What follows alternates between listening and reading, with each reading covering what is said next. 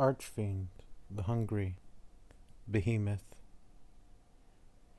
In a quiet town, a young boy lived together with his parents. He had always had a big appetite, even since he was an infant. Above all, apples were his favorite. Any day he had an apple at hand was a happy day to him, and his parents, knowing this, had an easy time raising him. Indeed, perhaps an easier time than they ought to have had. At the first sign of complaint, they gave the boy an apple. The boy, seeing this, quickly learned his lesson that crocodile tears are useful things indeed.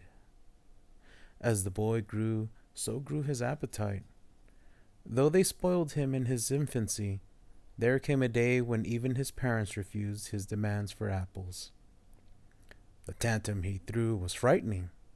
By that point, he was massively obese, easily weighing as much as 3 grown men.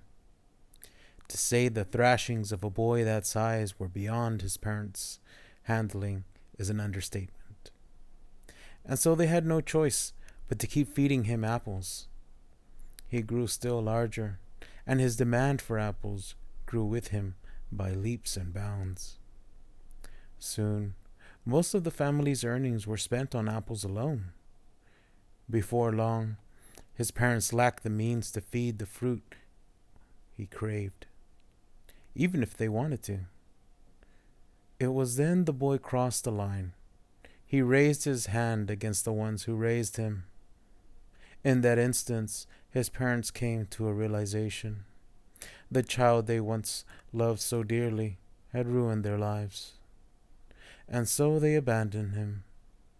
At first, the boy did not realize the severity of his predicament, but blissful ignorance would not last long.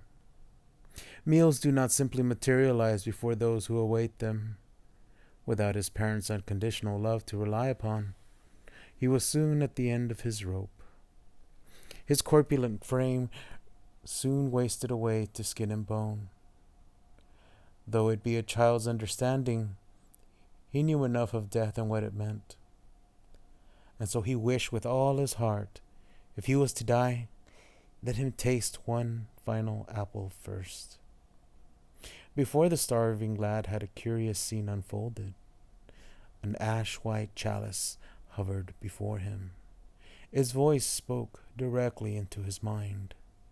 I shall grant you that wish. Not a moment later, a change overtook the child's back. Hideously disfigured shards of bone began to burst through his skin. A skeletal growth split into branches, and from them green leaves and fruit of ruby red soon hung. The boy had come to bear an apple tree upon his back. His body served as the grim tree's roots.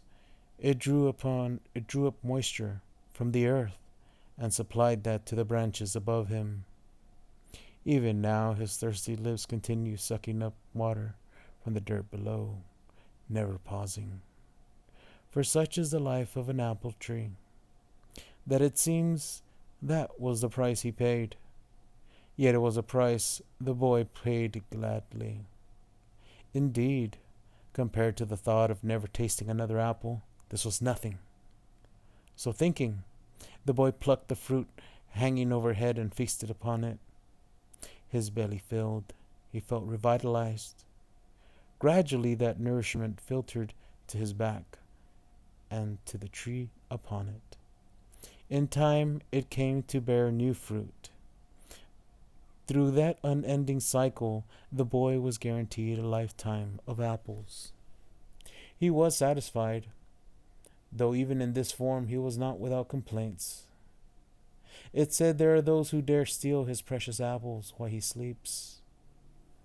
Should the now monstrous child spot such a fruit plunderer, they will feel the full brunt of his wrath.